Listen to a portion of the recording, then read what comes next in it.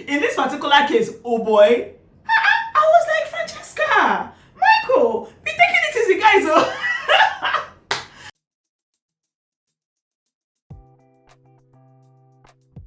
What's up, world? You are welcome to Next Telly. Guys, today's book.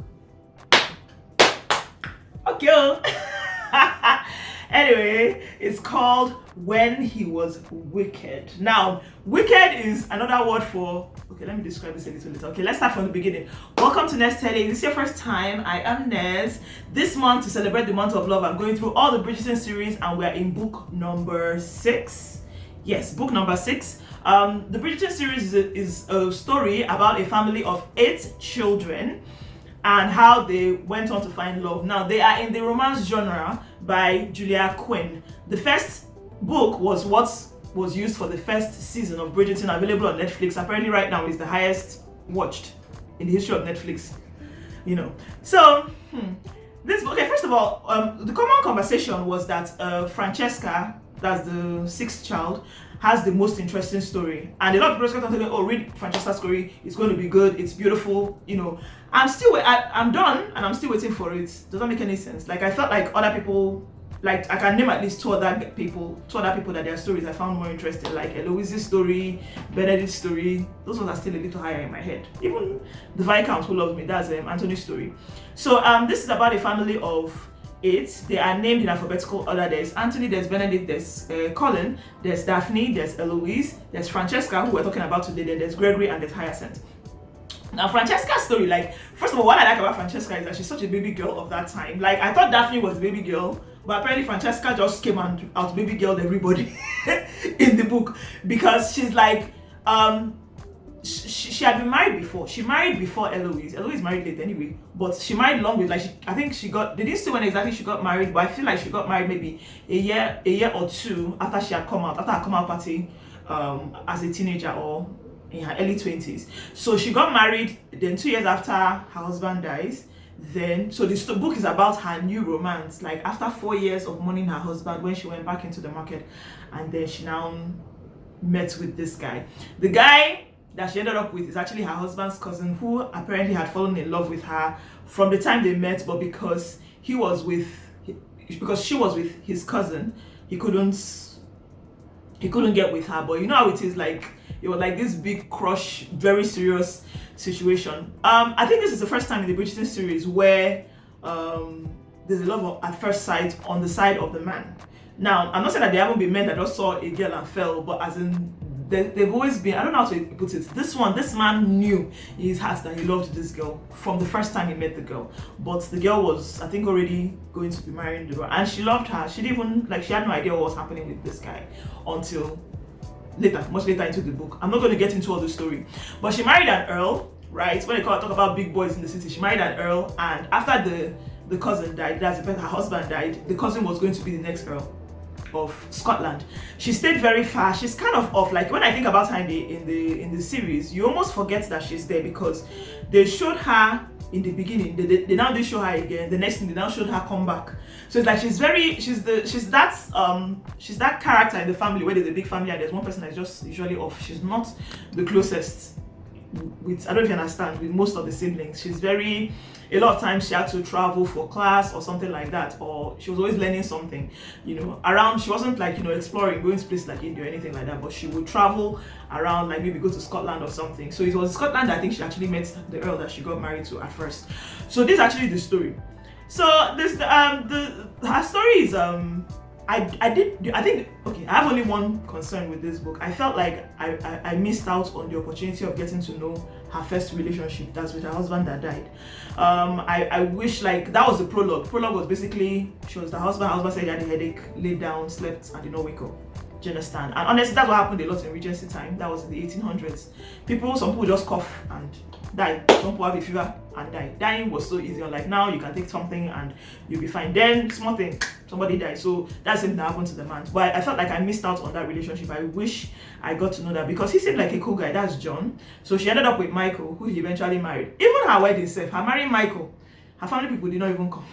And then, yeah, it was while she was getting engaged to Michael that Eloise and Penelope got married, and Penelope married Colin, so two of her siblings got married, and the family did not even tell her about it.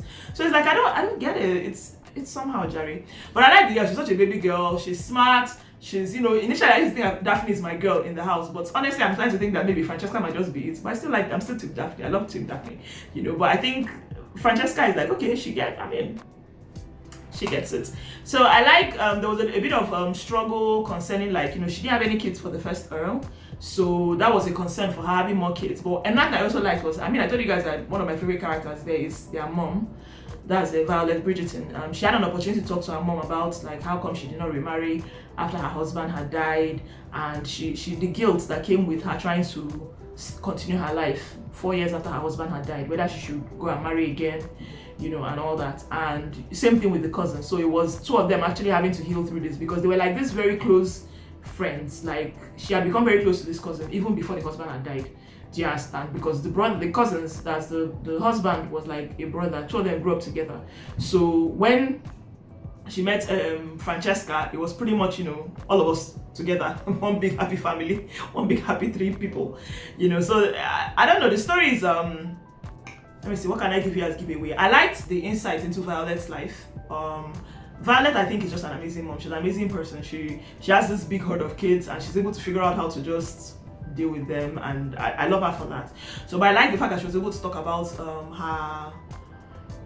her dealing with grief, and how it was impossible for her to want to remarry. I feel like she had 8 children. By the time she had the 8th child and her husband had died, I think she was still maybe her late 30s or so. So if she wanted to, she would have gotten married again, but she didn't. That's Francesca's mom.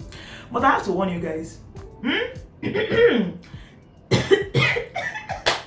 The major concern about romance novels, which I've always heard of, was like the scene that has the intimacy scenes are so serious. In this particular case, oh boy, I was like, Francesca, Michael, be taking it easy, guys. Oh boy, I don't know. I think about if they make the series to be just like how this is written in the book, I would cringe. When they say when he was wicked, wickedness was more like, seduction, all those type of things. Oh my. Oh Lord. Oh my, no, this particular book, I was like, and I can't even, like, I don't know, it's called graphic content. It was, wow. But if you're going to read this one, when he was wicked, just, bear that in mind. There was a lot of those. It's a romance novel. I guess it comes with the genre. It was there in all the other books, but this one was like more activity, then more volume, more, should I say quality? Is there such a thing? Yo, Francesca don't play. Francesca and Michael, they don't play. Anyway, so this is me finishing number 6. Don't forget to please join the community. I will be done with these books very soon. I was hoping I was going to be done, but I am so mad I had a serious bank issue, and that affected my reading.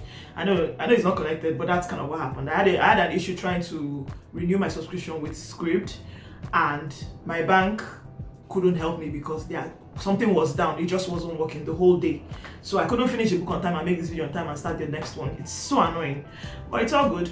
At least I've done it now and it's all good. So thank you so much for watching. See you all next time, okay? Subscribe, join the community. I have 3 more, then we will be done with this series. 3 more and then we'll be done with this series, and then we can go back to what we were doing before. Thank you so much for watching. Bye-bye.